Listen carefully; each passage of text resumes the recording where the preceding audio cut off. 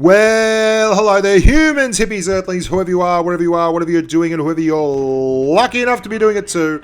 I'm Bushka on Blitz, and I'm very lucky to be doing it here with you today in the spirit of Wonking. Now, Wonking was a Triari call. Some idiot from Triari told me that I should do a video called Shoulder or Wonking, or I should introduce Shoulder or Wonking to the video scene, and it's come up trumps, because Wonking is basically the act of putting the team on the back and doing massive damage and just helping them across the line. And today we're going to be looking at the big winners, the Tier 9 and 10 games from the Shoulder or Wonking comp, and they are tremendous, absolutely monumental games. I've got a tremendously large soft spot for the winner at Tier 10. Most of the other games were... I don't know how to say this, but the Tier 10 thing makes me so happy to be part of this game, because the game is just so significantly Blitz, where he sets himself up in a position to do well and people drive forward and get wrecked. But that's revealing a little too much. We'll get back to that. The Wonking competition was outstanding. The Tier 5 and 6 has not been released yet because I wanted to do them together, Tier 5 and 6, like I did Tier 7 and 8, and I've done Tier 9 and 10, but I've yet to hear from Big Besha 65 with the Google Drive version of his massive 4,200 damage KV2 game. I'll send him another message, but Big Besha, if you're listening out there, you're a machine of justice, and you deserve better. So get on the bushkawonking@gmail.com email address, and let's sort something out. I forwarded all the results through to my good mate Alex at Wargaming, who is going to organise prizes and such. If you want to run down of the prizes and the breakdown of the prizes, check out bushkaonblitz.com. There'll also be a new podcast going up there, if it's not up there already, and there's some big bloody news coming for me that I'd like to tell you all about, but I don't know if it's been announced yet, so I'll just have to wait and see. So here we go. This is the Tier 9 Wonking Champion. This, my friends, is HerrMroz in the Leopard PTA.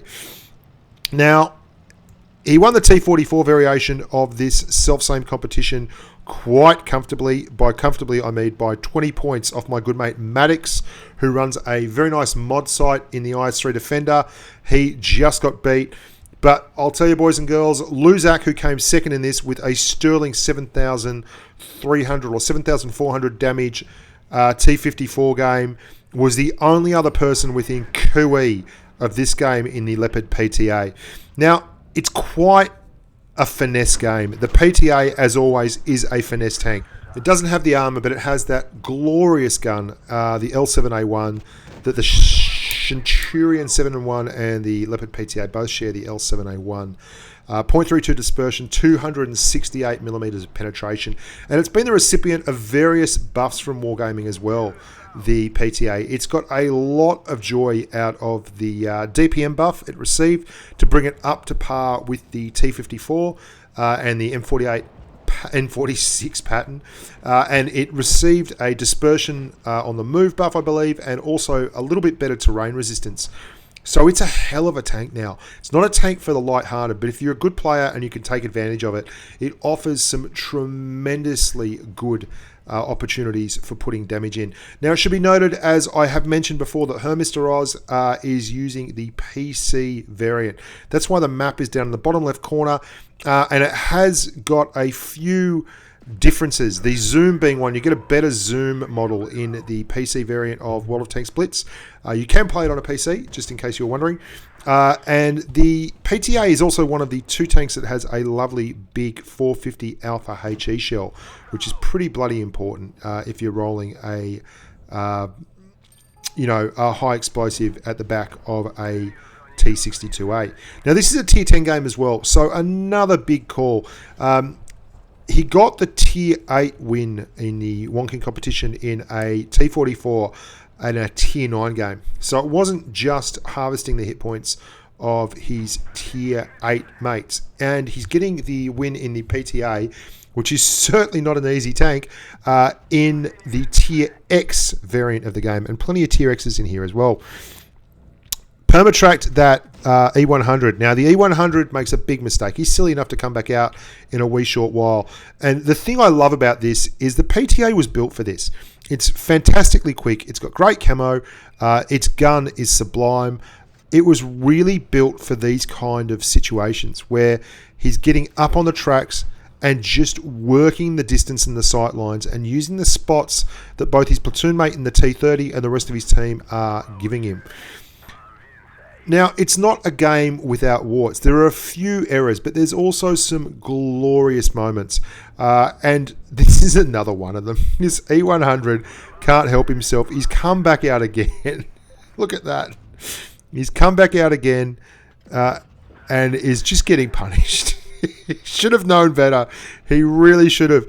I want you to also look at the consumables loadout that HerrMroz is running. He's got a fire extinguisher, a multi-pack, and a single repair kit, which is very interesting in that there is no adrenaline there. There is no engine boost. And those are two things that you would think you would not be able to get by without in the common game loadouts that World of Tanks Blitz runs. But he's done exceptionally well here for all that. And he obviously knows what he's on about because his stats are incredible. Now, he's used the T30 that was his platoon mate there. He's managed to leverage some damage off him, and he's taken it down to a 1-on-3 game, which is Kolobanov territory. We all know that. This object, 704, makes a huge error. He does not have the gun depression to put the shots in, and he tries to push up on a super agile Tier 9 medium. And you can see there just a bit of a misfire. This waffle, big time error here, gives him an opportunity to pump a big round straight through the gun mantlet there. And that E75 over there hits him again, though. Unfortunate. And that's now made things very, very dodgy. And you can see it's not dodgy enough, though, because he's now got 2 one-shots and an E75. There's two things I find interesting here. The first is that my natural instinct here would be to COD the E75. He is a one-shot, though, and it's not the best terrain for it. And we don't know how good this E75 player is.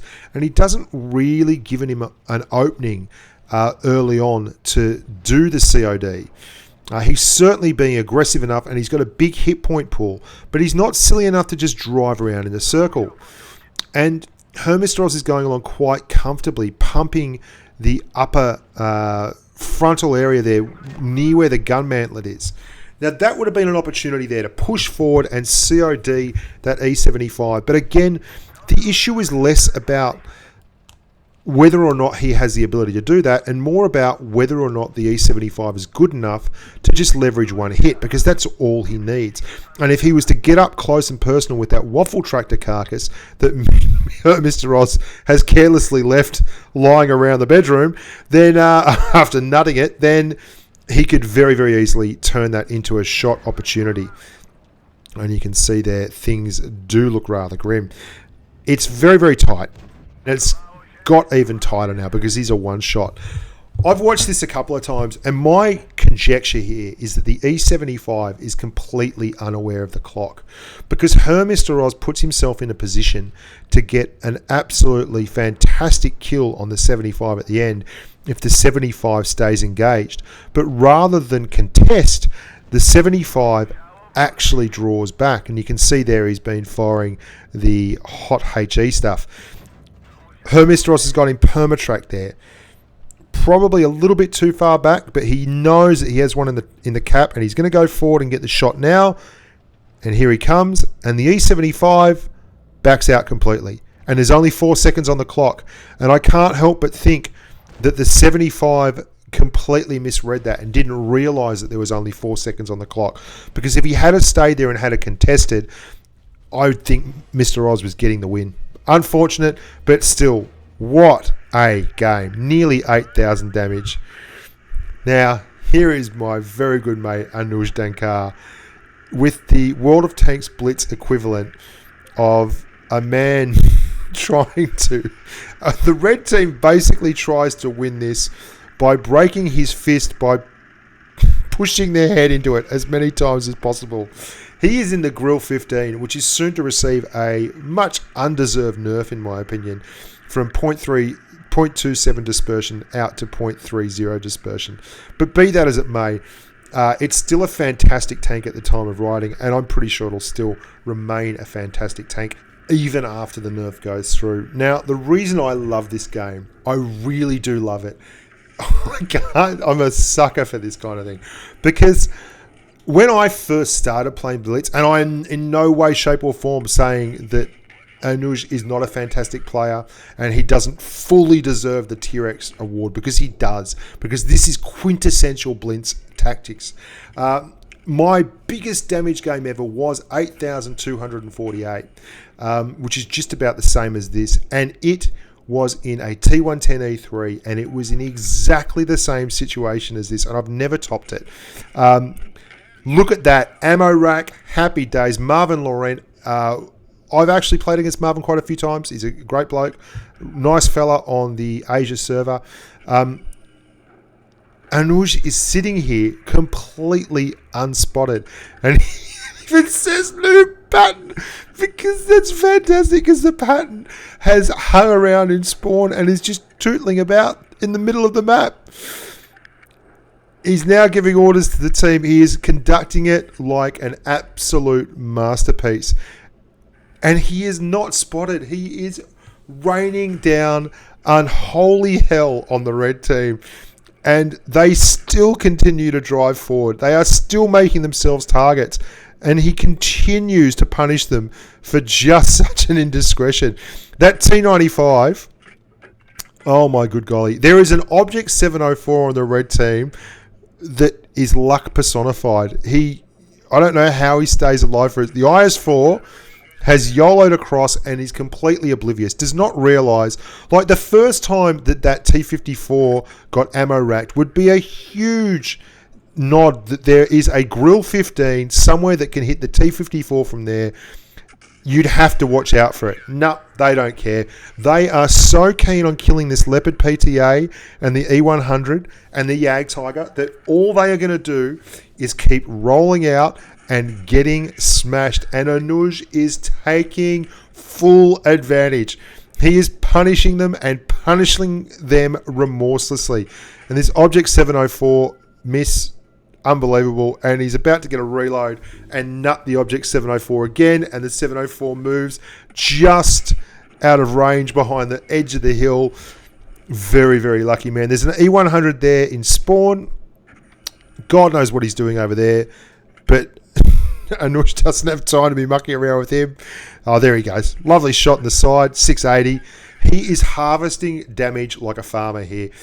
Look at this pattern.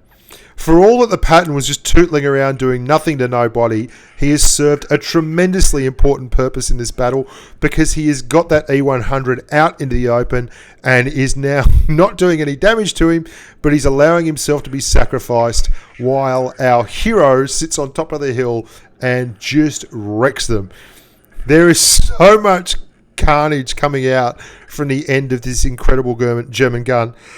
It's phenomenal. And the first time I watched this, I had such a little giggle to myself, because it reminded me so much of some of my best ever damage games, where you just put yourself in the right spot and break them. And you can only do what the defense offers up. And their defense at the moment is not offering up much other than good, wide open shots. And if you don't take them, then you're a fool for it. Never look a gift horse in the mouth is a very old saying, and it never applied to anywhere more aptly than it did here. Now, that T95 knows what's up. He absolutely understands that there is someone out there, and he's been trying not to expose himself this whole time. But Anuj goes straight through his lower plate. And I hope I'm pronouncing your name correctly, mate, because I'm just going to call you the Destroyer of Worlds here. Because the Destroyer of Worlds goes straight through his lower plate before laying some HE justice on tap on that IS-4. And that was a big one to get rid of, because that IS-4 was a serious problem. The Object 704, for the third straight shell, again eludes capture. And then he ducks just under the hill. The PTA has pushed up on the T95 and he's gone. So now, to win this, we need to take care of a whole lot of hit points and 3 tanks. Well, the first one is to get rid of Hong Hong. Hong Hong is finally gone, and we've got down off the heights. The Destroyer of Worlds is cometh. Go down, says Nightgiri, and spot on. Oh, very unlucky roll there. Needed 129 or 130 to nut that E100 and gets just 118. Is doing the right thing here. Really solid play. Is leaving that T95 to himself, because everyone knows the T95, while he's actually coming this direction, is doing it at about 14 kilometers an hour, and then gets an absolutely superb, wonderful HE shell. The Destroyer of Worlds lays it out. Just one more to go. The team is excited. I'd be excited too. There's the 95 flying through like a sewing machine on acid. Goes the Grille 15, and very, very close here. He's got one heat round left. Straight into the top. 777. He's rolled triple sevens as if there was never a better indicator of just how much justice is served. And I'm going to let you hear Anuj Dunker finish it off for himself. Here we go.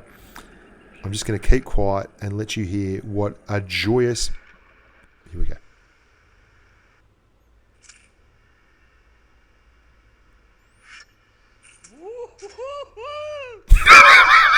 I love that. That was fantastic. Oh, that was absolutely fantastic. The sound of righteous exaltation. 8,255 damage. Anush, my friend, I take my hat off to you. You are the king of wonking. King for a day, wonking for a lifetime. Over 8k damage is nothing to scoff at in any man's language. I've done it once in 30,000 games, and I certainly didn't record it at the time. And that is absolutely wondrous. So thank you so much for participating, mate. I'd like to thank everyone that participated in the Shoulder of Wonking damage comp. I've made some really good contacts throughout the game, the course of this competition, and I think I'd like to do it again, and I'm going to talk to Wargaming to see if we can do it maybe again, change the format up just a little bit. But yeah, if you are interested in sending in a replay with a little bit of a description of why it's so good and why it deserves to go on the channel, pump it along to bushkawonking@gmail.com. That is bushkawonking@gmail.com, and we'll see what we can do. Hats off to everyone that participated. Hats off to everyone that watched, and I hope you enjoyed that, especially that laugh one. It made me giggle multiple times when I was watching it. I just felt like I was watching a come-good Disney movie. It was wonderful stuff. Look after your family's team and stay safe on the battlefield. Bye for now.